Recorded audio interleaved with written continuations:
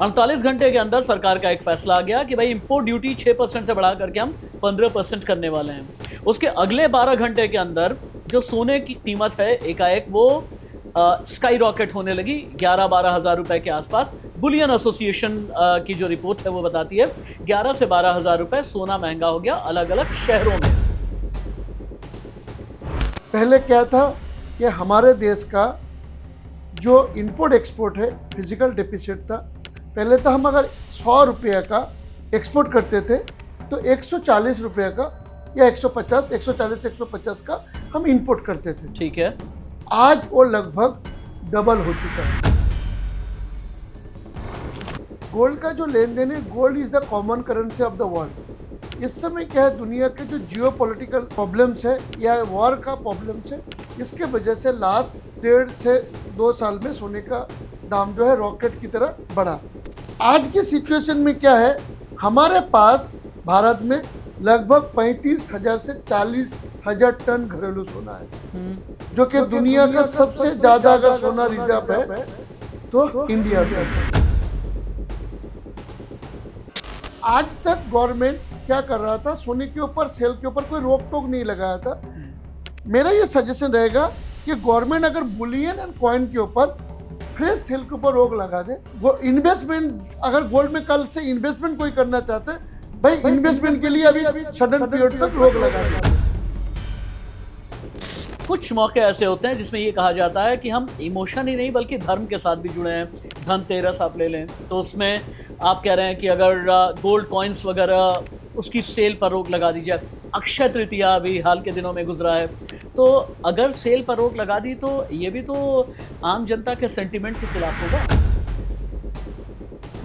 लोग बता रहे हैं कि दुबई वाला जो सोना है फिर भी थोड़ा सस्ता मिलेगा। रीजन ये है कि भारत ने टैरिफ रेट कोटा सिस्टम यानी टीआरक्यू सिस्टम के जरिए दुबई से सोने के इंपोर्ट की जो इजाजत दी थी, इस पर सामान्य मोस्ट फेवर्ड नेशन दर से 1% कम का टैरिफ लगता है और इसीलिए दुबई के रास्ते जो सोना आएगा वो सस्ता होगा। आजकल एक नया ट्रेंड आ गया है डायमंड को लेकर के एसएस आलम जी, और वो है लैब ग्रोन डायमंड। बहुत से लोग कहते हैं कि कमाल की चीज़ है, कई कहते हैं कि बड़ी नकली किस्म की चीज़ है। एक हीरे को लैब में कैसे डेवलप किया जा सकता है? आज के दिन में नेचुरल डायमंड और लैब ग्रो डायमंड में अगर मैं किसी के सामने भी रख दूं, कोई भी पकड़ नहीं सकता। बट इंडिया में क्योंकि जागरूक नहीं हुआ, अभी तक अवेयरनेस नहीं हुआ है, इसके वजह से लोग आज के दिन में भी समझते हैं कि नेचुरल डायमंड अच्छा है। मैं बोलता हूँ नेचुरल डायमंड से बढ़िया है लैब ग्रो डायमंड। अच्छा, और रीसेल वैल्यू?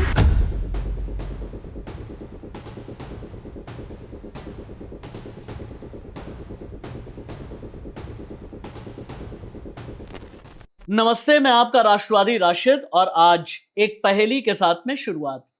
बताइएगा क्या वो 2024 में कमाल था, 2025 में धमाल हुआ, लेकिन 2026 आते आते कभी भूचाल और कभी तूफान नजर आता है। बताओ क्या?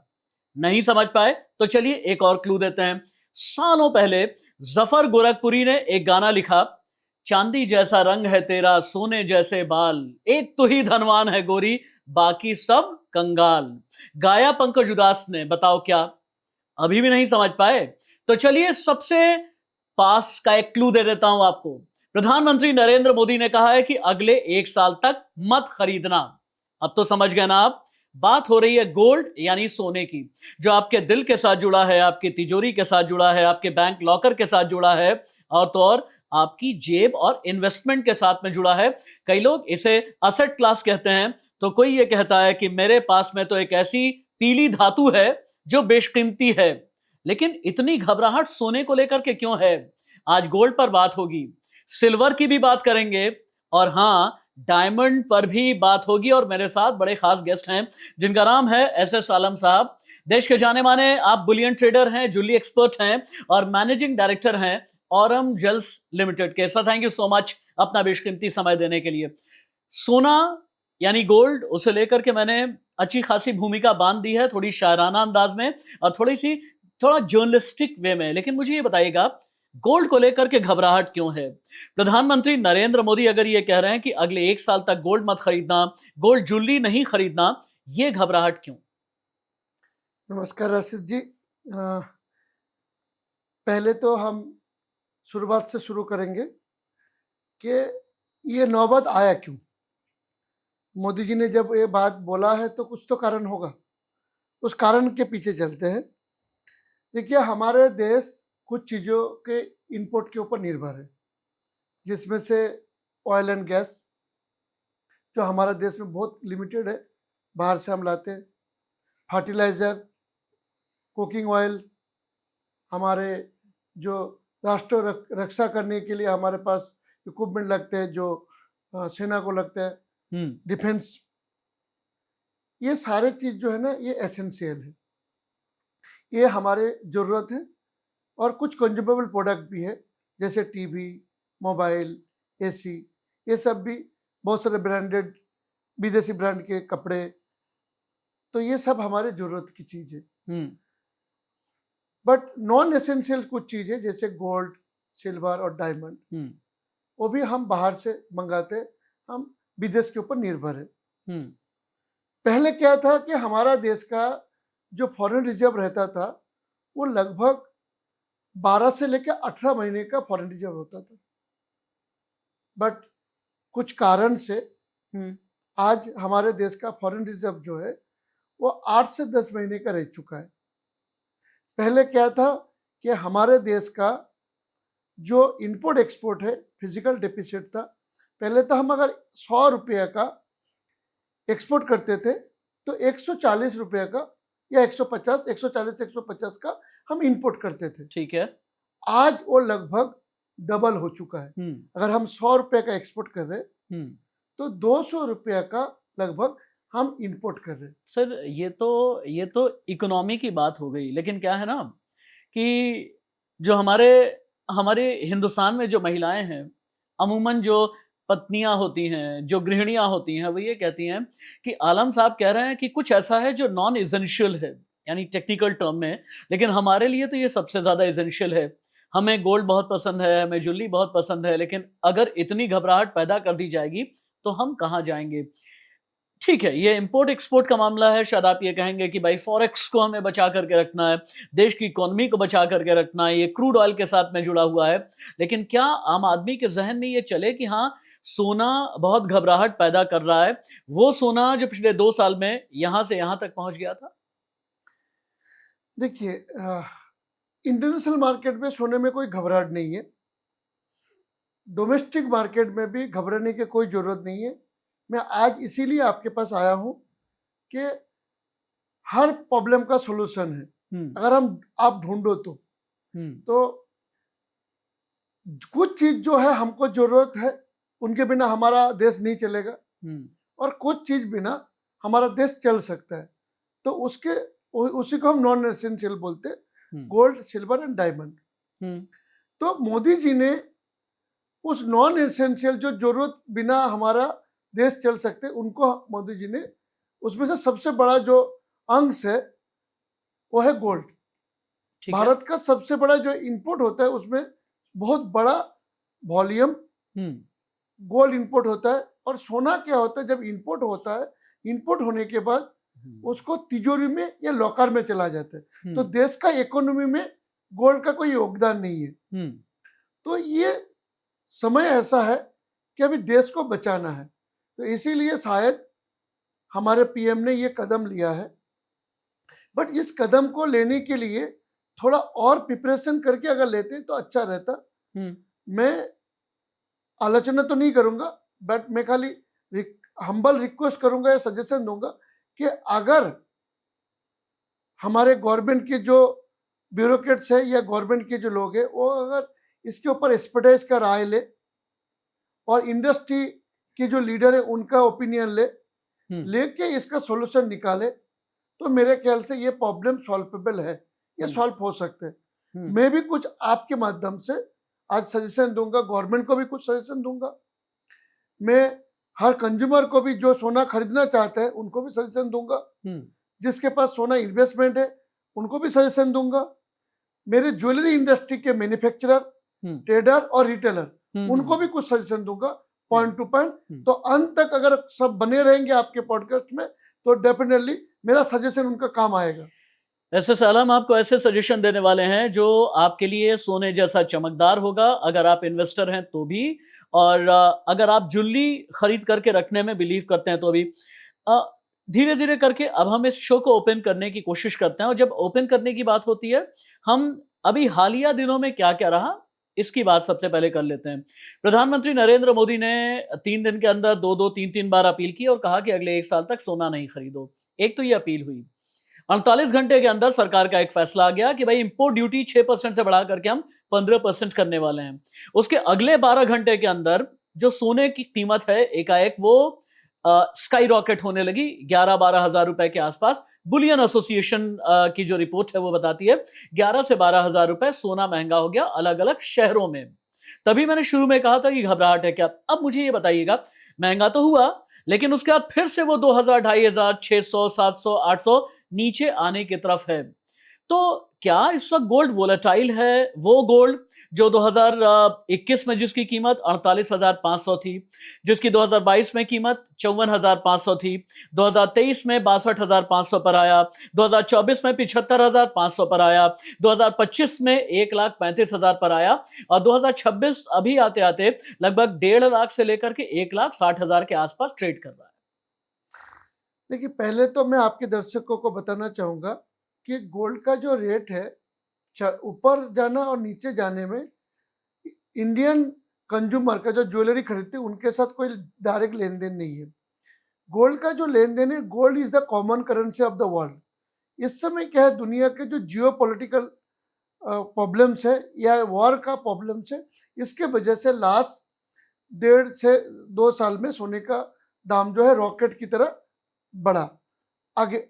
बट अभी जो इंडिया में जो सोना बढ़ा उसका दाम बढ़ा, उसका मेन कारण था कि इंडिया में जो ड्यूटी इन्होंने ज्यादा कर दिया था गवर्नमेंट ने। इसके लिए ड्यूटी ज्यादा करने का मेन रीजन था कि सोना थोड़ा महंगा हो जाए तो लोग कम खरीदे, या सोने के ऊपर रेस्ट्रिक्ट करने का यह पहला कदम है गवर्नमेंट का।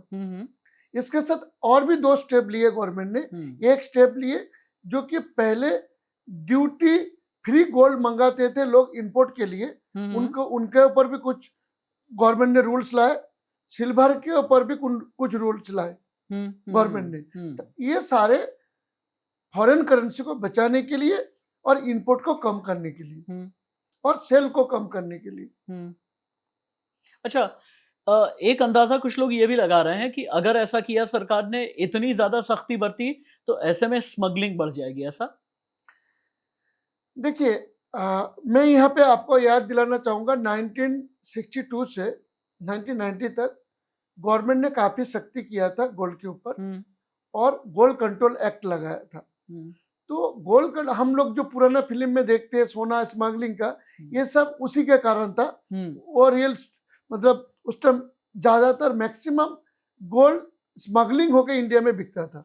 तो इंडिया के लोग घरेलू जो डिमांड है, लोगों का जो चाहत है, उसमें गवर्नमेंट ने रोक नहीं लगा पाया था उस टाइम।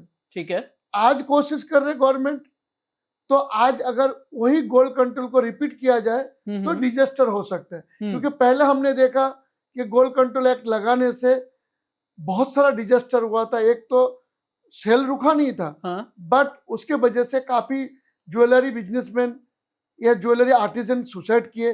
बहुत सारे लोगों ने बिजनेस छोड़ दिए, बहुत सारे लोगों को जेल जाना पड़ा, बट कारबा चलता रहा। अभी मेरे ख्याल से गवर्नमेंट को बहुत सोच समझ के कुछ ठोस फैसला लेना पड़ेगा, कुछ ठोस पॉलिसी बनाना पड़ेगा। आपने भी थोड़ी देर पहले भी कहा कि सोच समझ करके फैसला लेना चाहिए था। एक्सपर्टीज जिन की है, जो एक्सपर्ट्स हैं, उनके एक्सपर्ट सजेशंस लेने चाहिए थे, और एकाएक इस तरह का फैसला नहीं करना चाहिए था। वो क्या है, आप क्या कहना क्या चाहते हैं, सरकार को सजेशन क्या देना चाहते हैं? अगर मैं आपसे कहूं कि 5 बड़े सजेशंस ऐसे सालम के हैं, तो वो क्या है सरकार को? देखिए, हमने जैसे बोला कि 1962 का जो सिचुएशन था वो अलग था, आज 2026 में सिचुएशन अलग है, यानी इंडो चाइना वॉर के वक्त में। यस। अच्छा, आज की सिचुएशन में क्या है, हमारे पास भारत में लगभग 35,000 से 40,000 टन घरेलू सोना है, जो कि दुनिया का सबसे ज्यादा अगर सोना रिजर्व है तो इंडिया में है। अगर इस सोने को गवर्नमेंट पॉलिसी के तहत इसको अगर सर्कुलेशन में लाए तो मुझे लगता है कि 1 साल नहीं, नेक्स्ट 5 साल तक हमें बहुत लिमिटेड या ना के बराबर इंपोर्ट करने से भी हमारा घरेलू डिमांड पूरा हो सकता है। इससे पहले कि आप बाकी सजेशन दें, इस पॉइंटर पर मेरा एक क्रॉस रिबटल है और मैं समझना ये चाहूंगा, अमूमन क्या है ना, हिंदुस्तान के घरों में जो सोना रखा हुआ है ये दादा दादी परदादी इन सभी के जमाने से रखा है। लोगों ने अच्छा खासा इकट्ठा करके रखा है कि बेटी की शादी होगी, बहन की शादी होगी, घर में किसी इमरजेंसी की जरूरत होगी, तब हम इसका इस्तेमाल कर लेंगे।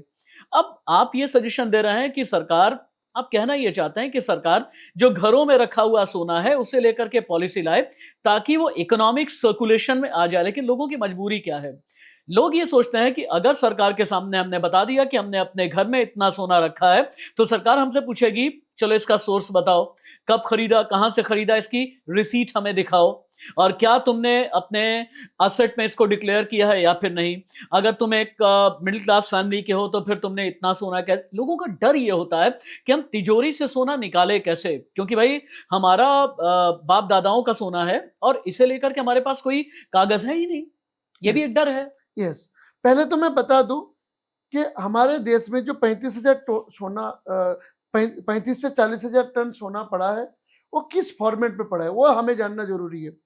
जिसमें से 22,500 से 25,000 टन ज्वेलरी है जो कि यूजेबल ज्वेलरी है, बट 5,000 से 7,500 टन ज्वेलरी ऐसा है जो कि डैमेज है या नॉन यूजेबल है, उसको आप चाहे भी तो यूज नहीं कर सकते, तो उसको हम सर्कुलेशन में ला सकते हैं।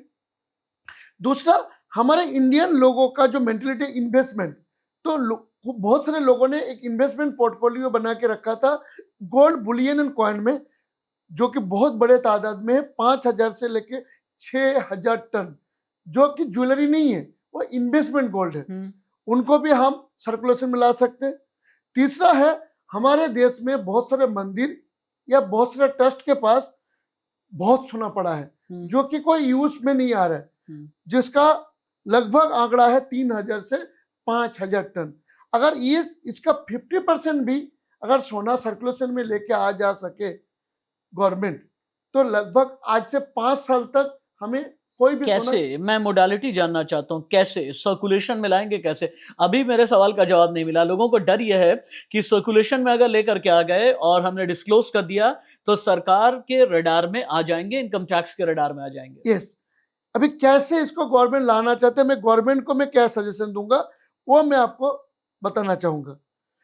देखिए, पहले तो क्या है कि गवर्नमेंट एक VDS स्कीम अगर लाए, जैसे हम पहले देखते थे इनकम टैक्स में डिक्लेयर करने का एक VDS स्कीम होता था कि आपके पास अगर कुछ ब्लैक मनी है आप डिक्लेयर कर दो और एक तय नंबर टैक्स भर दो और आप अपना पैसा जो ब्लैक मनी है उसको हाइड कर लो।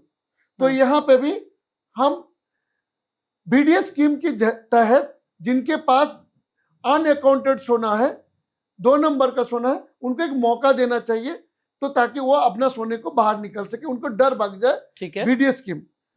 दूसरा है कि गोल्ड मॉनिटरी स्कीम एक था गवर्नमेंट का ऑलरेडी, उस गोल्ड मॉनिटरी स्कीम कुछ कारण से, पॉलिसी ठीक ना होने के कारण से वो फेल हो गया था, उसको वापिस रीप्लानिंग करके गोल्ड मॉनिटरी स्कीम को हाई इंटरेस्ट के साथ लाना चाहिए, जिसके तहत आने वाला समय में पब्लिक बैंक में जाके गोल्ड को डिपॉजिट करे, अपना एक्स्ट्रा गोल्ड को।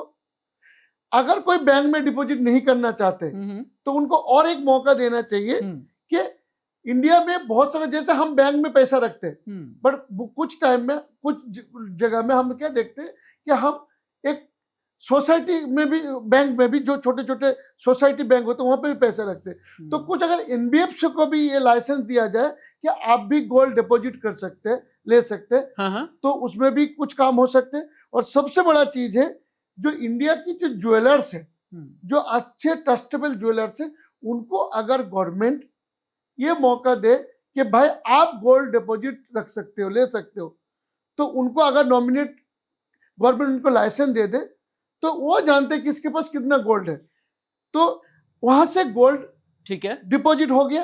ये डिपॉजिट होने के बाद फिर इस गोल्ड को फिर सर्कुलेशन में लाया जा सकता सर्कुलेशन में है। ले आएंगे, हाँ, तो वो इसको मेन स्ट्रीम सर्कुलेशन में आ मेन जाएगा। इसको छोड़ के भी हाँ, आज गवर्नमेंट के पास, आरबीआई के पास लगभग 880 टन सोना है।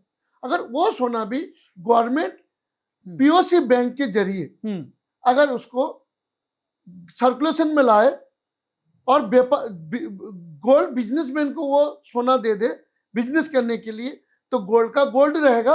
ठीक है। बट और गवर्नमेंट को उसको स्टोर करने का, रखने का भी खर्चा बच जाएगा। हाँ। और देश का इकोनॉमी भी बड़ा बूस्ट होगा। वैसे इस तरह के कदम उठाए गए हैं और इसमें एक इंस्ट्रूमेंट नया सा आया है। नेशनल स्टॉक एक्सचेंज ने बहुत बड़ा कदम उठाया है। एनएसई ने बाजार में EGR यानी इलेक्ट्रॉनिक गोल्ड रिसीट उतारे हैं, एक ऐसा डिजिटल माध्यम जिससे आप शेयर बाजार में जैसे इन्वेस्टमेंट करते हैं, ठीक उसी तरह से पूरी ट्रांसपेरेंसी के साथ, पारदर्शिता के साथ में सोना खरीद और बेच सकेंगे। क्या EGR आपकी नजर में ठीक है? देखिए, EGR तो फिजिकल गोल्ड के साथ कोई लेन देन नहीं है। हाँ। हम आज जो भी बात कर रहे हैं फिजिकल गोल्ड, अच्छा, फिजिकल यानी घर में पड़ा है तो उसको निकालो, घर में पड़ा है उसको निकालो, और दुकान तिजोरी में है तो निकालो, लॉकर में से निकालो, दुकान में जो सोना बिक रहा है उसको कैसे वापस फ्लो में लाया जाए। ओके। इसको छोड़ के मेरे को गवर्नमेंट को और कुछ सजेशन देना है। जैसे कि आज तक गवर्नमेंट क्या कर रहा था, सोने के ऊपर, सेल के ऊपर कोई रोक टोक नहीं लगाया था। मेरा ये सजेशन रहेगा कि गवर्नमेंट अगर बुलियन एंड कॉइन के ऊपर फ्रेश सेल के ऊपर रोक लगा दे, क्योंकि इन्वेस्टमेंट अगर गोल्ड में कल से इन्वेस्टमेंट कोई करना चाहता है, भाई इन्वेस्टमेंट के लिए अभी सडन पीरियड तक रोक लगा दे। लेकिन क्या होता है ना आलम जी, हम हिंदुस्तानी हैं और हिंदुस्तानियों के लिए गोल्ड जो होता है बहुत ही इमोशनल चीज है। और इमोशंस कैसे आते हैं समझिएगा, शादी वगैरह तो ठीक है, उसमें तो गोल्ड खरीदना ठीक है, बीवी का बर्थडे है, सालगिरह है, उसमें भी गोल्ड खरीदना ठीक है। लेकिन कुछ मौके ऐसे होते हैं जिसमें ये कहा जाता है कि हम इमोशन ही नहीं बल्कि धर्म के साथ भी जुड़े हैं। धनतेरस आप ले लें तो उसमें आप कह रहे हैं कि अगर गोल्ड कॉइन्स वगैरह उसकी सेल पर रोक लगा दी जाए। अक्षय तृतीया अभी हाल के दिनों में गुजरा है, तो अगर सेल पर रोक लगा दी तो ये भी तो आम जनता के सेंटिमेंट के खिलाफ होगा। देखिए, हमें पहले ये सोचना पड़ेगा कि देश पहले है। एक सरहद में जब कोई सिपाही जाता है देश को बचाने के लिए, हम इस देश के 140 करोड़ नागरिक हैं, हमारे भी फर्ज बनता है कि देश की प्रॉब्लम में हमें भी अपना कंट्रीब्यूशन देना चाहिए। तो मैं मेरे गवर्नमेंट को जो सलाह दे रहा हूँ, ये सलाह मेरे देश के आम जनता के लिए भी है कि कुछ टाइम के लिए गोल्ड, बुलियन एंड कॉइन ना खरीदे। कुछ टाइम के लिए जो हाई प्योरिटी ज्वेलरी, जैसे कि 24 कैरेट, 23 कैरेट, 22 कैरेट और 20 कैरेट हाई प्योरिटी ज्वेलरी ना खरीदे। कुछ टाइम के लिए जो भारी वजन वाले ज्वेलरी, 100 ग्राम से अधिक वाले ज्वेलरी, उसको ना खरीदे। और आपके जरूरत की ज्वेलरी आप खरीदे। साथ में low purity 9 carat, 14 carat and 18 carat jewellery खरीदे। इसमें क्या होगा, आपके कम सोने में आपका बड़ा ज्वेलरी आ जाएगा, आपका रिक्वायरमेंट पूरा हो जाएगा। आपने एक कैरेट की बात की है, चूंकि आप बुलियन मार्केट से जुड़े हुए हैं, ऑरम ज्वेल्स लिमिटेड एक अच्छी खासी कंपनी जिसके मैनेजिंग डायरेक्टर आप हैं। मैं कैरेट की बाद में बात करना चाह रहा था, लेकिन आपने चूंकि जिक्र कर दिया है, सबसे कम 9 कैरेट अब आने लगा है ना, करेक्ट? यस। तो 9 कैरेट की भी रीसेल वैल्यू सेम होती है जैसी 18 और 22 या 24 कैरेट की होती है? यस। देखिए, जब भी मेरे ख्याल से 9, 14, 18, 22, 24 इतने कैरेट्स होते हैं ना? नहीं, आज के दिन में गवर्नमेंट जो अलाउ कर रहे हैं BIS as a hallmarking jewellery, वो है 9 carat, 14 carat, 18 carat, 20 carat, 22 carat, 23 carat and 24 carat. ये तो सब BIS हॉलमार्किंग परमिटेड है। और इंडिया का स्टैंडर्ड है, यही सारे कैरेट आप गोल्ड बेच सकते हैं। तो ये जो 9 कैरेट है यानी कम प्योरिटी वाला जो गोल्ड है, अगर हम बेचने जाएंगे तो इसकी भी रीसेल वैल्यू सेम होगी? सेम। ऐसा तो नहीं कि ये इम्प्योर है और हम कहीं बेचने के लिए जाएंगे, गला करके जब बेचेंगे तो वो कहेंगे कि अरे ये तो नहीं, ऐसा कुछ नहीं। देखिए, आप जब बेचने जाते हैं ना, तब जो वहां पे आपके सोने, आपकी जो टोटल ज्वेलरी है उसमें सोना कितना है उसका वैल्यू होता है। ठीक है। तो अगर आपने 22 कैरेट का कोई गोल्ड बेचने गए, उसमें 22% सोना है, तो 22 मतलब उतना वैल्यू मिलेगा। 9% सोना है तो 9 मिलेगा, बस उसमें कोई दिक्कत नहीं है। अच्छा अच्छा अच्छा अच्छा। एक और कैच है एसएस आलम जी। इधर तो भारत सरकार ने ये कहा कि इंपोर्ट ड्यूटी 6% से 15% हम कर दे रहे हैं। एक साल के लिए हम सोना ना खरीदें, इस तरह की अपील प्रधानमंत्री की तरफ से कही गई है। पेट्रोलियम मिनिस्टर ये कह रहे हैं कि इकोनॉमी में किसी भी तरह की कोई दिक्कत नहीं है, आगे हमारा रेजिलियंस है, रेजिस्टेंस है। लेकिन दूसरी तरफ दुबई पर हमारी नजर है। लोग बता रहे हैं कि दुबई वाला जो सोना है फिर भी थोड़ा सस्ता मिलेगा। रीजन ये है कि भारत ने टैरिफ रेट कोटा सिस्टम यानी टीआरक्यू सिस्टम के जरिए दुबई से सोने के इंपोर्ट की जो इजाजत दी थी, इस पर सामान्य मोस्ट फेवर्ड नेशन दर से 1% कम का टैरिफ लगता है और इसीलिए दुबई के रास्ते जो सोना आएगा वो सस्ता होगा। तो ऐसा कुछ है क्या? अगर दुबई वाला सोना मुझे खरीदना हो या दुबई के रास्ते आया हुआ सोना अलग से मैं खरीदूंगा, सस्ता मिलेगा? नहीं, ये क्या था कि इंडिया गवर्नमेंट के साथ यूएई गवर्नमेंट का एक ट्रीटी था। तो यूएई गवर्नमेंट से अगर आप यूएई के रूट से आप सोना खरीदते हो तो एक्साइज ड्यूटी में आपको छूट था। हाँ। इसका मतलब ये नहीं कि इंडिया का जो करेंसी, फॉरेन करेंसी वो कम जा रहा है। अच्छा। वो उतना ही जाएगा। ठीक है। आप दूसरे देश से खरीदोगे जितना, उतना ही जाएगा। अच्छा ठीक है। खाली क्या था, ये ज्वेलरी बिजनेसमैन को ये बेनिफिट दिया गया था। ये बेनिफिट पब्लिक को नहीं मिलता था। ठीक है। ये ज्वेलरी बुलियन इंपोर्टर को एंड ज्वेलरी बिजनेसमैन को ये बेनिफिट दिया गया था गवर्नमेंट के जरिए। अच्छा अच्छा अच्छा। अब मुझे एक चीज समझाइएगा, 2026 में अब तक सोना 25,015 रुपए महंगा हो चुका है। 31 दिसंबर 2025 को 10 ग्राम 24 कैरेट सोने की कीमत लगभग 1,33,000 थी, जो अब 1,60,000, 65,000 या 58,000 इस तरह से ट्रेड कर रहा है। आगे आने वाले दिनों में आपको गोल्ड को लेकर के क्या लगता है कि अभी आगे गोल्ड कहाँ आगे जाएगा, रुक जाएगा, कहीं एक जगह थोड़ा सा थमा रहेगा या वोलेटाइल रहेगा? क्या लगता है आपको? देखिए, सोना लॉन्ग टर्म में दाम बढ़ेगा, बट शॉर्ट टर्म में क्या है, अगर जो जियो पॉलिटिकल सिचुएशन चल रहा है, अगर दुनिया में इकोनॉमिक में कोई क्राइसिस आया, जो कि आने के चांसेस ज्यादा है due to oil and gas and war की वजह से, तो शॉर्ट टर्म में हो सकता है सोना थोड़ा नीचे आएगा, बट लॉन्ग टर्म में सोना काफी ऊपर जा सकता है बिकॉज ऑफ द अमेरिका का डॉलर के ऊपर जो दुनिया का एक भरोसा था, पूरा दुनिया का हर एक कंट्री का भरोसा टूट रहा है। तो जिसके वजह से अमेरिका का फॉरेन डॉलर जो रिजर्व है या डॉलर का बॉन्ड जो रिजर्व उनके पास था, सारे कंट्री थोड़ा थोड़ा करके शिफ्ट करेंगे गोल्ड में। तो जैसे शिफ्ट करेंगे ऐसे गोल्ड का दाम आने वाला समय में फ्यूचर में बढ़ेगा। कितना बढ़ेगा? आपको क्या लगता है कहां तक जाएगा? क्योंकि अभी हाल के दिनों में ये भी रहा है कि जब ऑल टाइम हाई पर निकला तो सोना लगभग 1,80,000 भी क्रॉस कर गया था।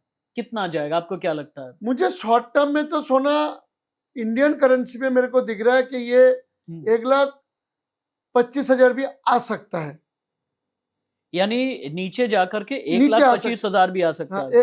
व्यूअर्स इसको नोट करें आप, सोना एसएस आलम जी का ये कहना है कि 1,25,000 तक भी नीचे आ सकता है। हाँ, अपनी बात आगे बढ़ाइए।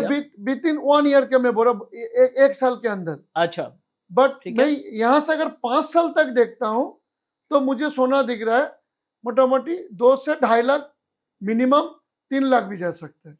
ये आप कह रहे हैं, यानी 2026 में हम बैठे हैं, 2030 31 तक, 31 तक कहां तक जा सकता है? 3 लाख तक। मतलब 2 लाख तो जाएगा ही जाएगा। ठीक है। 3 लाख भी जा सकते हैं पर 10 ग्राम्स। अच्छा अच्छा अच्छा। मतलब किलो, अगर हम किलो में जाते हैं तो 2 करोड़ से लेके 24 कैरेट 10 ग्राम, 2 करोड़ से लेके 3 करोड़ पर किलो। ठीक है।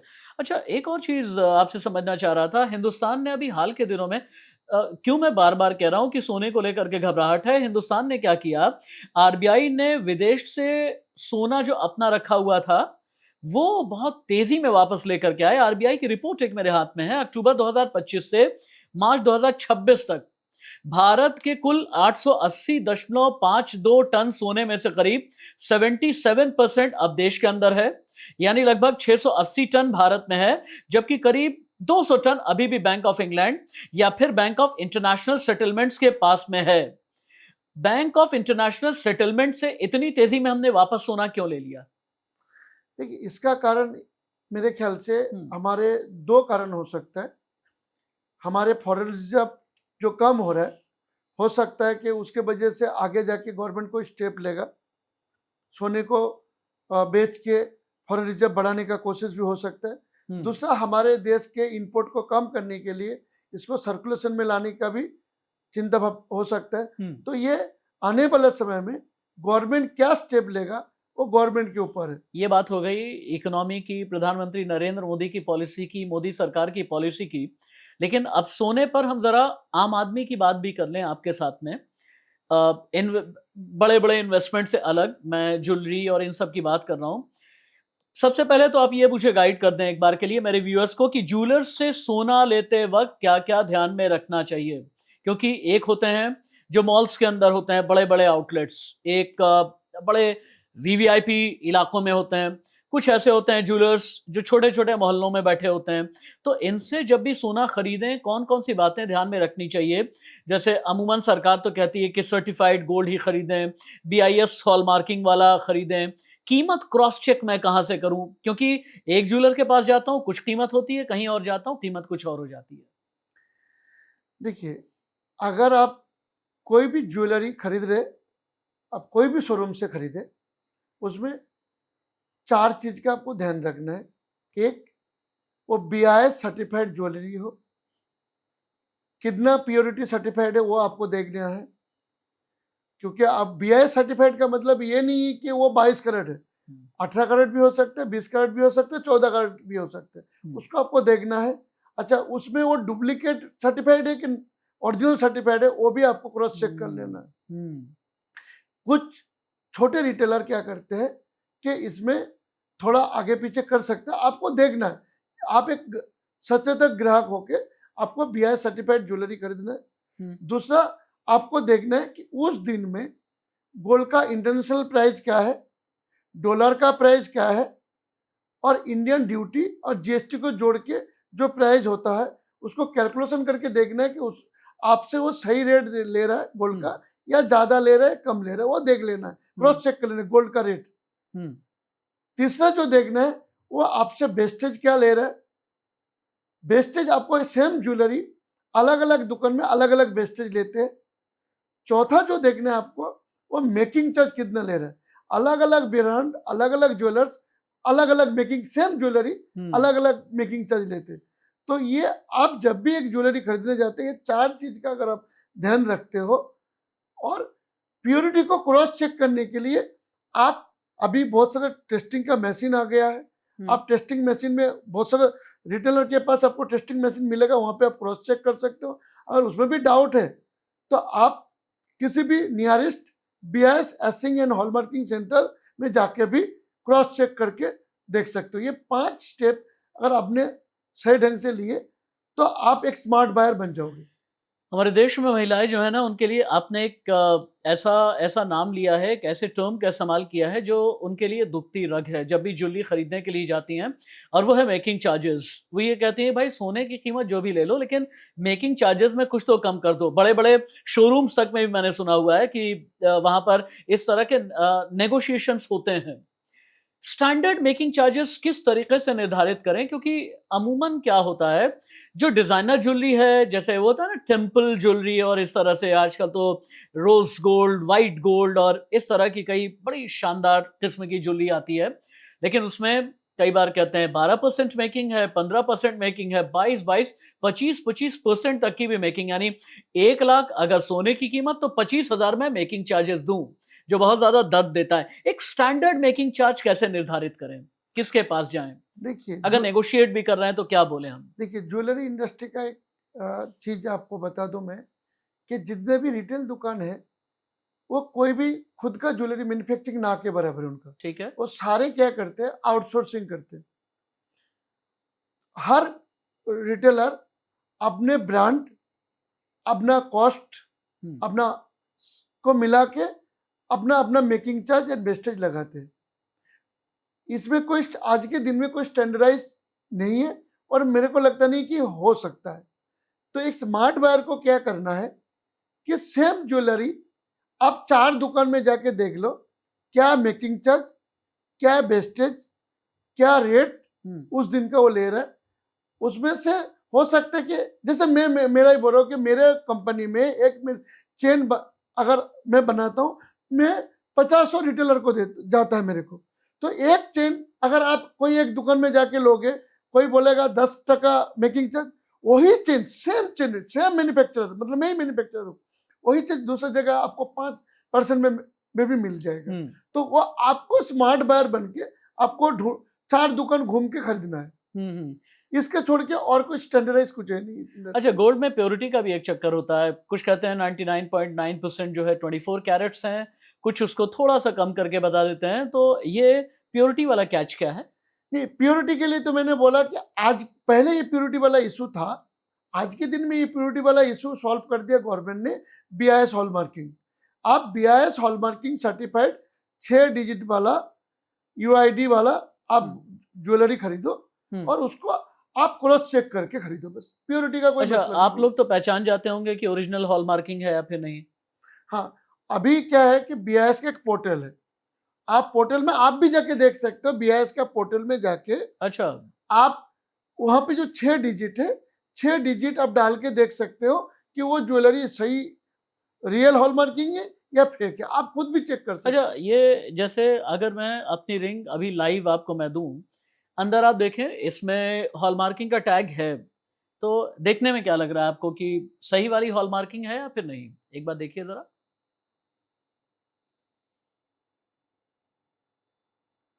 तो ये पहले तो क्या है कि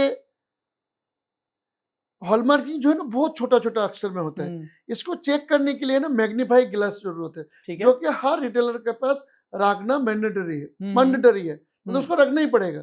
तो उसमें अगर मैं देखता तो शायद मैं अच्छे से इसको पढ़ पाता। ठीक है, इसमें मैं पढ़ नहीं पा रहा हूँ। ठीक है।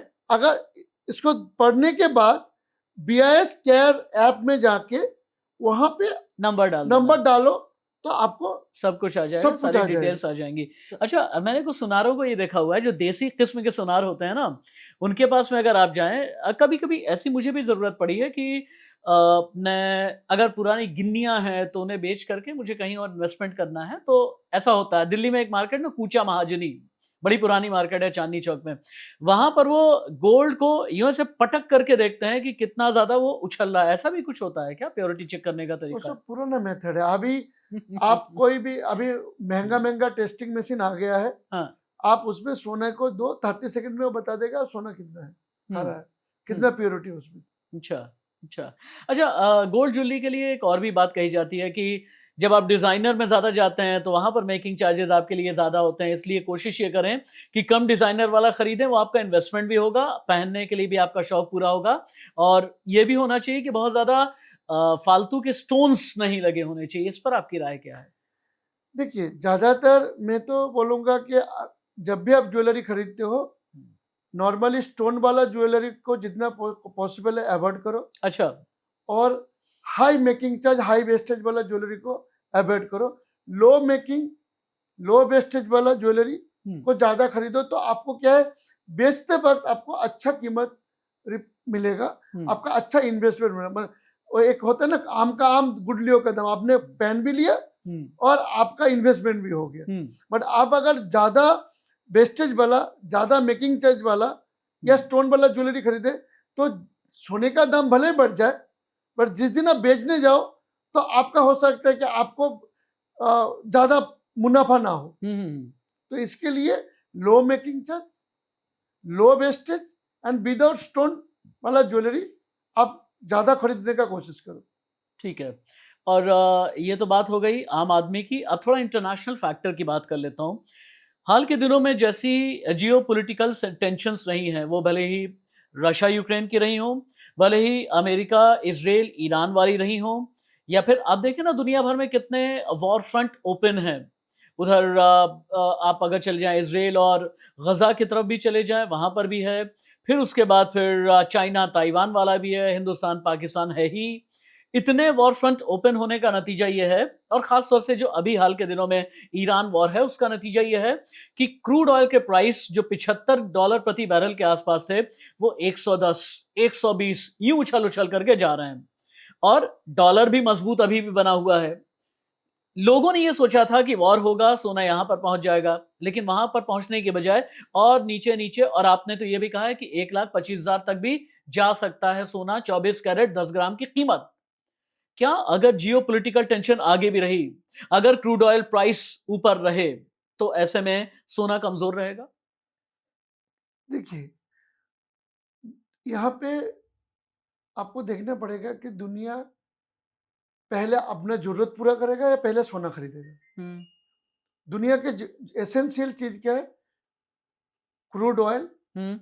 एंड गैस, ये हम्म। जरूरत है। ठीक है। तो इसको तो पूरा करना ही है सबको, देश हम्म। चलाना है। हम्म। तो जैसे जैसे क्रूड ऑयल और ऑयल रिलेटेड प्रोडक्ट है वो उनका दाम बढ़ेगा तो सोने का दाम घटेगा, ना कि बढ़ेगा। अच्छा। अच्छा, यानी आप ये कहना चाहते हैं कि सोने में करेक्शन आ सकता है लेकिन क्रैश नहीं आएगा, कोई ऐसा नहीं बड़ा होगा? क्रैश नहीं आएगा, बट थोड़ा नीचे आएगा, अच्छा। आना चाहिए। अब थोड़ा आपके जरिए मैं चांदी पर भी बात करना चाह रहा था। चांदी चूंकि 2026 में 38,080 रुपए महंगी हो गई है। यही चांदी 2,30,000 रुपए प्रति किलो थी जब 2026 की शुरुआत हुई, और अब ये 2,69,000 रुपए तक भी पहुंच गई। इस दौरान 29 जनवरी को चांदी ने 3,86,000 रुपए का ऑल टाइम हाई भी बनाया। चांदी को इन्वेस्टमेंट असेट के तौर पर, असेट क्लास के तौर पर कैसे देखते हैं आप? देखिए, चांदी एक ऐसा धातु है जिसको एक बार नहीं हिस्ट्री बोल रहा है कि ये 2-3 बार मैनिपुलेशन हुआ है। तो मेजर क्रैश आया हाँ, इनफैक्ट। तो चांदी अगर आपका इन्वेस्टमेंट को आपको करना है गोल्ड एंड सिल्वर में, मैं बोलूंगा 80-20 फॉर्मूला अपनाओ। हाँ। 80% गोल्ड, 20% चांदी। तो चांदी में आप श्योर शॉट मत रहो कि ये लॉन्ग टर्म में आपको रिटर्न देगा ही, क्योंकि बहुत बार क्या होता है चांदी को मैनिपुलेट किया जाता है हाँ। और चांदी क्रैश भी होता है। अच्छा। तो इसलिए चांदी का ऊपर ज्यादा मैं भरोसा नहीं करता हूँ। अच्छा, हाल के दिनों में आपने ये भी देखा होगा कि एक तो चांदी के साथ भी बहुत बड़ा कैच है, असली और नकली चांदी वाला।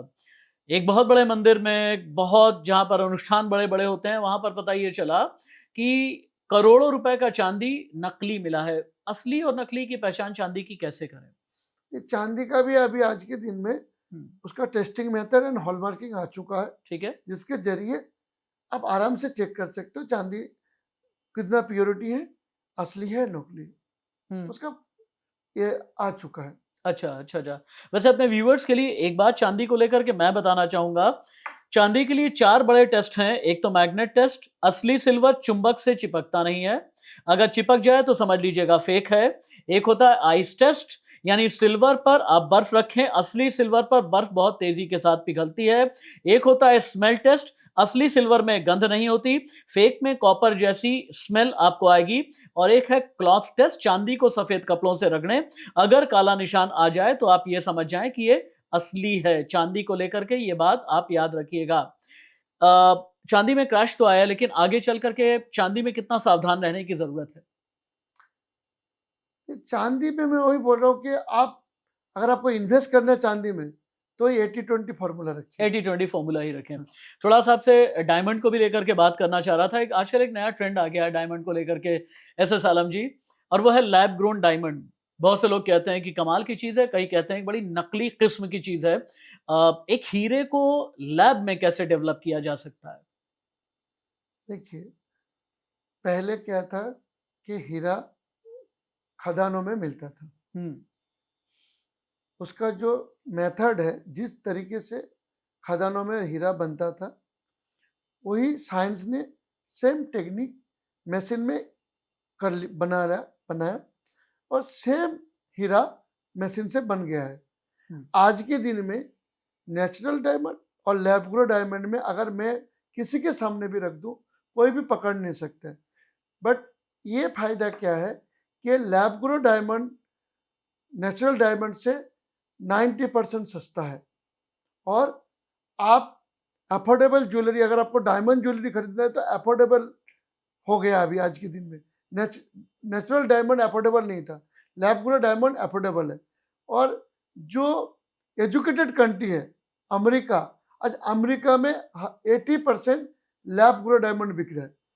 बट इंडिया में क्योंकि जागरूक नहीं हुआ, अभी तक अवेयरनेस नहीं हुआ है इसके वजह से लोग आज के दिन में भी समझते हैं कि नेचुरल डायमंड अच्छा है। मैं बोलता हूँ नेचुरल डायमंड से बढ़िया है लैब ग्रोन डायमंड। अच्छा, और रीसेल वैल्यू? रीसेल वैल्यू उससे बेटर है नेचुरल डायमंड से। अच्छा, नेचुरल डायमंड की रीसेल वैल्यू होती है मेरे ख्याल से 90% वो होती है। अपने कोई 50% देता है, कोई 40% देता है, कोई 20%, 80% देता है। हाँ। तो हर कंपनी की अलग पॉलिसी है। बट आप खरीदते वक्त ही आप कम पैसे में खरीद रहे हो, ज्यादा से ज्यादा बहुत लिमिटेड पैसा आपका जाएगा अगर आपने उसको रीसेल किए तो। बट ज्वेलरी में कोई अंतर नहीं है, आप देखने में कोई अंतर नहीं मिलेगा आपको। मैं औरम ज्वेल्स के मैनेजिंग डायरेक्टर से अब मैं सीधी बात करूंगा, और मतलब यह है कि मैं ज्वेलर के पॉइंट ऑफ व्यू से बात करना चाह रहा था। कई ज्वेलर्स अभी हाल के दिनों में, जब प्रधानमंत्री नरेंद्र मोदी ने कहा कि अगले 1 साल तक सोना ना खरीदो, तो बहुत से ज्वेलर्स ऐसे थे जो सड़क पर आ गए। उन्होंने कहा कि भाई हमारे पेट पे लात क्यों मारी जा रही है। ऑन कॉन्ट्ररी, आप जैसे कुछ लोग हैं जो हैं तो बुलियन एसोसिएशन, बुलियन मार्केट के साथ में जुड़े हुए, लेकिन वो ये कहते हैं कि देश हमारे लिए पहले है। क्या प्रधानमंत्री नरेंद्र मोदी की अपील या फिर जो पॉलिसी में अब चेंजेस आ रहे हैं, भाई अब चांदी में भी कई प्रोडक्ट को रेस्ट्रिक्टेड के दायरे में लेकर के आए और सोना चांदी दोनों पर इंपोर्ट ड्यूटी बढ़ा दी है, क्या इससे जो ज्वेलर है वो मारा जाएगा? देखिए, ज्वेलरी इंडस्ट्री में थोड़ा सा इम्पैक्ट तो पड़ा है और एक थोड़ा सा पैनिकनेस क्रिएट हुआ है। बट मेरे ख्याल से गवर्नमेंट इसके ऊपर काफ़ी स्टेप लेंगे, काफ़ी पॉलिसी लाएंगे, और कुछ हमारे आम नागरिक को भी उसके ऊपर स्टेप लेना पड़ेगा। और मेरा सुझाव रहेगा ज्वेलर्स को और मैन्युफैक्चरर को भी। मैं अपना सुझाव थोड़ा दे देता हूँ ताकि प्लीज डिटेल में दीजिए। देखिए, एक तो है, मैं पब्लिक को अपील करूंगा कि आपके पास जो नॉन यूजेबल जो ज्वेलरी है, आप प्लीज उसको मेल्ट करके या तो आप ओपन मार्केट में बेच दीजिए, ठीक है, और या तो आप डिपॉजिट कर दीजिए कहीं पे। अभी सोने का दाम ऑलरेडी बढ़ा हुआ है, तो आप गोल्ड को पहले जैसे इन्वेस्टमेंट की तरह देखते थे, अभी इस बार देश के हित के लिए आपका गोल्ड आप दीजिए पैसा, आप उससे पैसा निकाल के दूसरी जगह में इन्वेस्ट कर दीजिए। जिसके पास बुलियन कॉइन है, मैं उसको भी यही सलाह दूंगा कि आप अपना बुलियन एंड कॉइन जो भी आपने इन्वेस्टमेंट पोर्टफोलियो रखे थे उसको भी आप ओपन मार्केट में बेच दीजिए या तो आप डिपॉजिट कर दीजिए। ये आपका ये हमारा देश का काम पे आ जाएगा। और मैं टेम्पल एंड ट्रस्टी को भी बोलूंगा कि आपके पास जो गोल्ड पड़ा है उसको आप प्लीज मार्केट में ओपन मार्केट में बेच दीजिए, या गवर्नमेंट का कोई भी स्कीम आए उस स्कीम के तहत उसको डिपॉजिट करा दीजिए। ये तो हो गया जिनके पास नॉन यूजेबल गोल्ड है। ठीक है।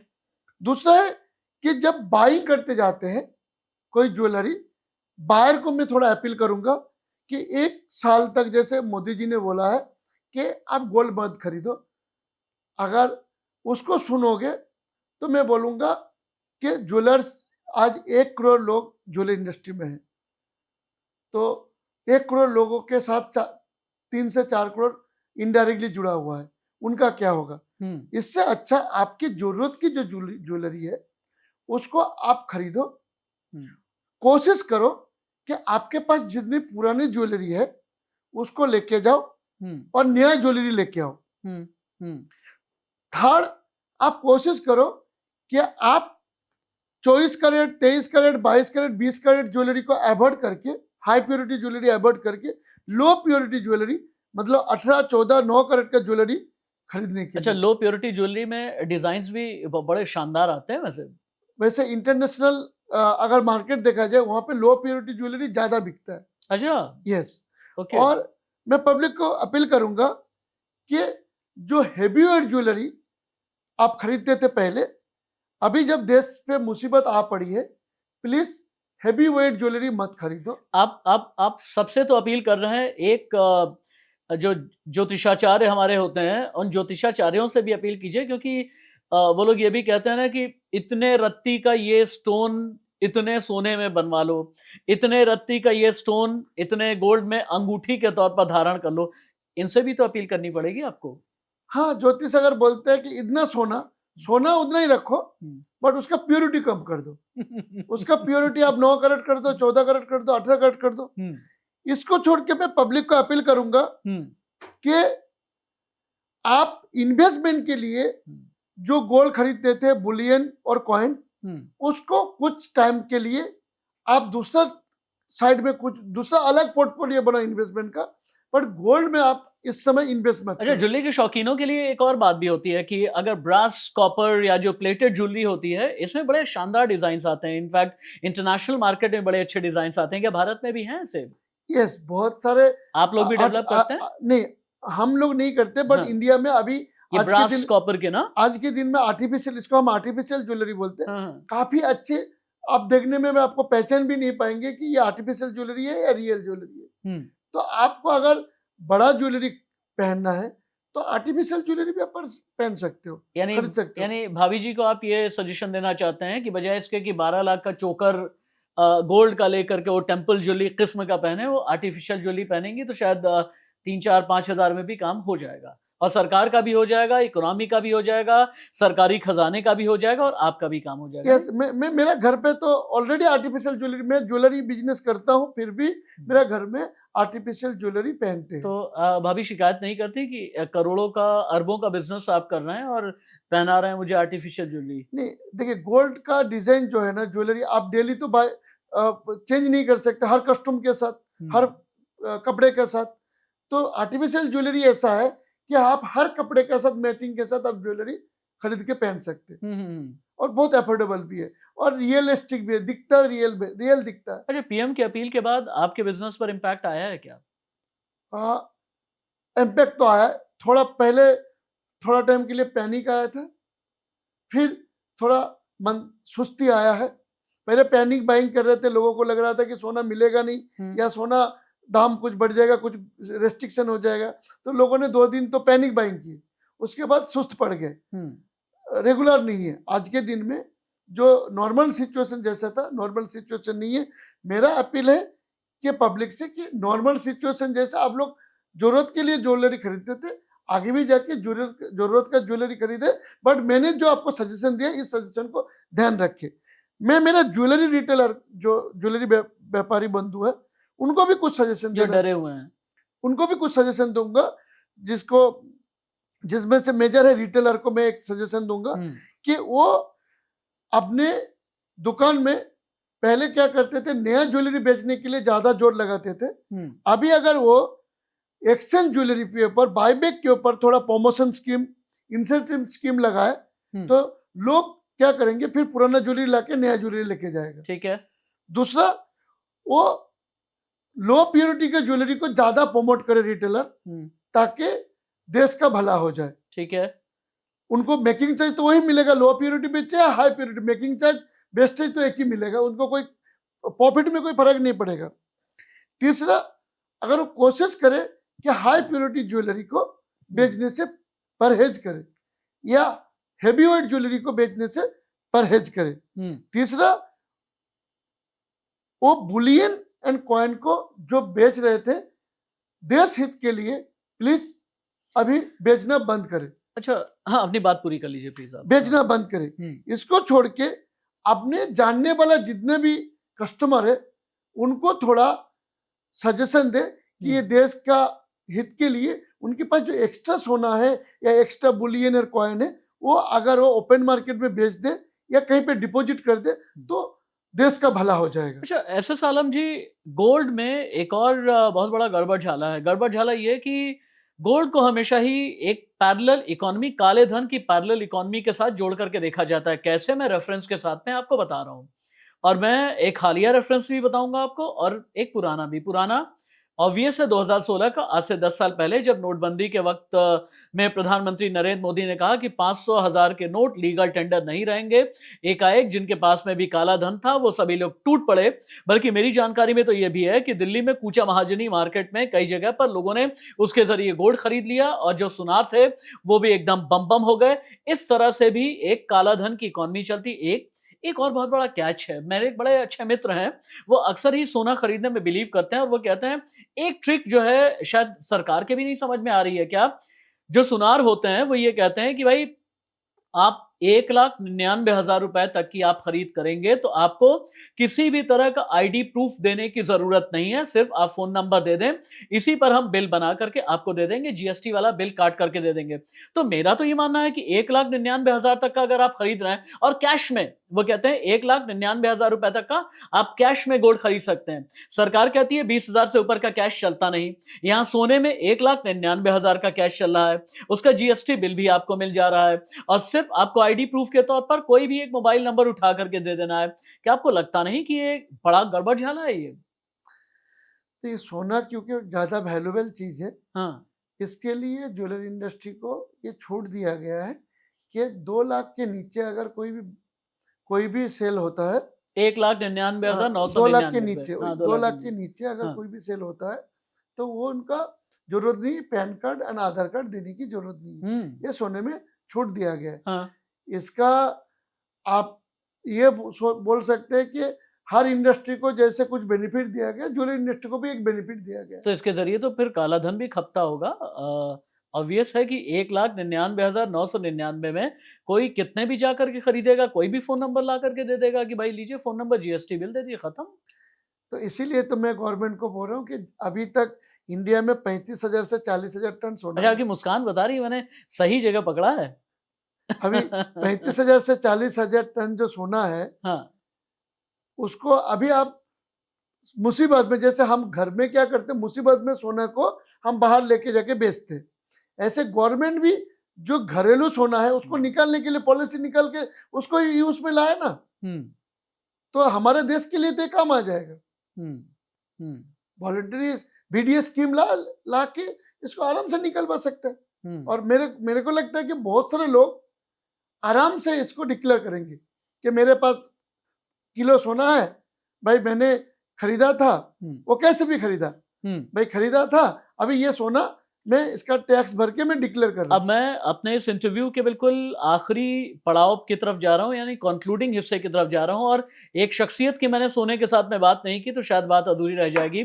मैंने हाल के दिनों में जितने भी इंटरव्यूज किए, जितने भी एसेट क्लास, इन्वेस्टमेंट, शेयर बाजार, equity, future and options, option trading, option selling, सोना, चांदी, इन सभी में एक बात, और देश के जाने माने इकोनॉमिस्ट भी, इन सभी में एक ही बात चलती है कि भैया एक इंडेक्स पे ध्यान रखना, और वो इंडेक्स है TMI, यानी ट्रंप मूड इंडेक्स। जब तक आपने ट्रंप मूड इंडेक्स नहीं समझा तब तक आप किसी भी एसेट क्लास को लेकर के सही अंदाजा नहीं लगा पाएंगे। ट्रंप का मूड किधर जाएगा तभी सोना चांदी उधर जाएगा, ट्रंप का मूड इधर जाएगा तो सोना चांदी अप्स एंड डाउन्स होंगे। क्या वाकई में अभी भी ये है कि ट्रंप का मूड फिरा तो सोना चांदी फिरा? देखिए अभी ट्रंप जो है ना भाई साहब, ट्रैप हो चुका है। उन्होंने सोचा भी नहीं होगा कि एक छोटा सा देश उनको ट्रैप कर देगा। अभी वो घुटने पे आ चुका है। इसका ये निशानी है कि वो प्लेन लेके बड़े बड़े बिजनेसमैन को लेके चाइना पहुंच गए और चाइना उनको भाव भी नहीं दिया। तो आप आगे जाके ट्रम्प के ऊपर आप दुनिया का जो इकोनॉमी है, मेरे को नहीं लगता कि Trump is the major factor in future. अच्छा, मेरे को नहीं लगता। अच्छा, अभी ट्रम्प को जो खेल खेलना था, आप हिंदी में कहूँ इकलौते, उर्दू में कहूँ वाहिद, और अंग्रेजी में अगर कहूँ you are the single person जो एसेट क्लास के बारे में इतनी जानकारी रखता है और जो ये कह रहा है कि आगे आने वाले वक्त में मुझे नहीं लगता कि ट्रम्प बहुत ज्यादा इंपॉर्टेंस रखेंगे सोना और चांदी को लेकर के। मुझे लगता है कि नहीं रखेंगे। अच्छा, मुझे लगता है कि ट्रम्प जो है अभी ट्रैप हो चुका है और ईरान उनका ताकत जो दिखा चुके उनको, अभी ट्रम्प आगे जाए या पीछे जाए समझ नहीं आ रहा, समझ में नहीं आ रहा। यानी हमारे देश के जो गोल्ड मैन्युफैक्चरर्स हैं, गोल्ड ज्वेलरी मैन्युफैक्चरर्स हैं, उन्हें ट्रम्प पर बहुत ज्यादा अब उन्हें डरने की जरूरत है। क्या मैन्युफैक्चरर्स के लिए भी कुछ सजेशंस हैं आपके? देखिए हमारे ज्वेलरी इंडस्ट्री में सबसे बड़ा तबका जो है, लगभग 75 लाख लोग मैन्युफैक्चरिंग से जुड़े हुए हैं, जिसमें से लगभग 40 to 50 लाख बंगाली आर्टिजन है। भारत में सूरत में भी है ना, बहुत सूरत पूरे ऑल इंडिया में जहाँ पे में भी आप देखेंगे ज्वेलरी मैन्युफैक्चरिंग होता है, वहाँ पे जो आर्टिजन, जो कारीगर जिसको हम बोलते हैं, वो मैक्सिमम बंगाली है। वैसे भी बंगाल बहुत ज्यादा सुर्खियों में है, रहता ही है। और अपनी बाधा पूरी करें। तो अभी सबसे ज्यादा जो घबरा हुआ तबका है वो है आर्टिजन, मतलब ठीक है, ज्वेलरी कारीगर कारीगर। मैन्युफैक्चरर। हाँ। मैं उनको सजेशन दूंगा कि वो अगर कुछ चीजों के ऊपर अमल करे तो हो सकता है कि उनको डरने की ज्यादा जरूरत ना हो। ठीक है। पहला तो चीज है कि उनका ज्वेलरी जो है वो high quality jewellery and international jewellery बनाने का कोशिश करे। दूसरा है कि वो लाइट वेट ज्वेलरी के ऊपर ज्यादा ध्यान दे। तीसरा है वो फोकस अपना शिफ्ट करे। अभी जब जो डोमेस्टिक के ऊपर उनका फोकस था, अभी वो थोड़ा फोकस शिफ्ट करके एक्सपोर्ट के ऊपर अगर फोकस करे ठीक है। तो बढ़िया रहेगा। चौथा है कि सिल्वर ज्वेलरी के ऊपर, मैन्युफैक्चरिंग के ऊपर वो अगर थोड़ा ध्यान दे, क्योंकि लास्ट कुछ टाइम से देखा गया सिल्वर ज्वेलरी का डिमांड काफी बढ़ रहा है। और सिल्वर ज्वेलरी ऐसा ज्वेलरी है जो डोमेस्टिक डिमांड भी है और इंटरनेशनल डिमांड भी है। पांचवा चीज है कि आर्टिफिशियल ज्वेलरी का भी अच्छा खासा डिमांड इंडिया में बढ़ रहा है और इंटरनेशनल भी इसका डिमांड है, उसके ऊपर भी थोड़ा ध्यान दे सकते हैं। छठा है नेचुरल डायमंड और लैब ग्रो डायमंड, इसका इंटरनेशनल में डिमांड है और डोमेस्टिक भी डिमांड है। इस एक्सपोर्ट के ऊपर थोड़ा ज्यादा ध्यान दें। और गवर्नमेंट को अपील करूंगा कि हम इंडिया जो है ज्वेलरी एक्सपोर्ट में नंबर 1 पहले थे, आज भी नंबर 1 है, बट कुछ साल में चाइना का दबदबा बढ़ा है ज्वेलरी एक्सपोर्ट में। वहां के सरकार गवर्नमेंट बहुत फ्रेंडली है, उन्होंने काफी पॉलिसी बनाया ताकि ज्वेलरी ज्यादा से ज्यादा एक्सपोर्ट हो सके। अगर हमारे गवर्नमेंट भी थोड़ा एक्सपोर्ट के ऊपर ध्यान दे तो क्या होगा कि डोमेस्टिक मार्केट तो है ही, जो आर्टिजन को काम चाहिए, थोड़ा एक्सपोर्ट में अगर काम बढ़ जाए तो क्या होगा कि आर्टिजन को तकलीफ नहीं होगा। ठीक है। 1 करोड़ लोग हैं जिसमें से 75 लाख लोग जो आर्टिजन है, उनका तकलीफ सबसे ज्यादा है। ठीक है, ठीक है। बहुत बहुत शुक्रिया, बड़ा मजा आया सोना चांदी हीरा यानी गोल्ड सिल्वर डायमंड पर आपसे बात करते हुए। और मेजर टेक अवे के तौर पर क्या क्या रहा ये तो मैं व्यूअर्स को बताना ही चाहूंगा। प्रधानमंत्री नरेंद्र मोदी ने अगर अपील की है कि अगले 1 साल तक गोल्ड ज्वेलरी ना खरीदें, इसके पीछे देश की सोच क्या है ये एस एस आलम साहब बता रहे थे। और एस एस आलम जी आपने ये भी कहा है कि हाल के दिनों में आप मतलब आने वाले दिनों में आपको ये लगता है कि अगले 1 साल तक आपने ये बताया कि सोना 1,25,000 तक गिर भी सकता है और उसके बाद करेक्शन होकर के ये बाउंस बैक करके 5 साल के अंदर 3 लाख या इससे ऊपर भी जाएगा, 2 लाख से 3 लाख के बीच में, 2 लाख से 3 लाख के बीच भी जाएगा। बहुत बहुत शुक्रिया, बहुत बहुत धन्यवाद, अपना बेशकीमती समय आपने दिया है। एंड करने से पहले आपको एक बात मैं ये कहना चाहूंगा, बिल्कुल अच्छे से मैं बाद में रील भी बना करके आपके साथ में शेयर करूंगा, लेकिन याद रखिएगा जो सोना खरीदने के लिए जाते हैं, सोना खरीदते समय किस बात का आपको ध्यान रखना है, नोट कर लीजिएगा। सर्टिफाइड गोल्ड खरीदें, हमेशा ब्यूरो ऑफ इंडियन स्टैंडर्ड यानी BIS को हॉलमार्क लगा हुआ सर्टिफाइड गोल्ड ही खरीदें। और इसमें अंदर की तरफ आपको एक अल्फा न्यूमेरिक नंबर नजर आएगा, जैसे AY4349, इस तरीके एग्जाम्पल दिया है मैंने। हॉलमार्किंग से ये पता चलता है सोना कितने कैरेट का है। मेरे गेस्ट SS आलम साहब ने ये भी बताया है कि आप हॉलमार्किंग ऑनलाइन भी चेक कर सकते हैं। BIS हॉलमार्किंग की बात कर रहा हूं। कीमत क्रॉस चेक जरूर कीजिएगा। सोने का सही वजन और खरीदने के दिन उसकी कीमत कई सोर्सेस के जरिए क्रॉस चेक होती है। खासतौर से इंडियन बुलियन ज्वेलर एसोसिएशन की साइट पर आप जाएं, वहां से क्रॉस चेक करें। 24 कैरेट, 22 कैरेट, 18 कैरेट, जितने भी कैरेट का आपको सोना खरीदना है। चांदी के पहचान के 4 तरीके मैं पॉडकास्ट में ही बता चुका हूं, एक बार फिर सुन लीजिए। मैग्नेट टेस्ट, असली सिल्वर चुंबक से चिपकता नहीं, अगर चिपक गया तो फेक है। आइस यानी बर्फ वाला टेस्ट, सिल्वर पर बर्फ रखें, असली सिल्वर पर बर्फ तेजी से पिघलेगी। स्मेल टेस्ट यानी गंध के जरिए पहचान लेना, असली सिल्वर में स्मेल नहीं होती, फेक में कॉपर जैसा स्मेल आपको नजर आएगा। और क्लॉथ टेस्ट, चांदी को सफेद कपड़े से रगड़ें, अगर काला निशान आए तो आप मान करके चलें चांदी असली है। बहुत बहुत शुक्रिया SS आलम जी हमारे साथ रहने के लिए, इस उम्मीद के साथ कि आपका आने वाला कल आज से कहीं ज्यादा बेहतर रहेगा। अच्छे रहिए, खुश रहिए, आबाद रहिए। नमस्ते।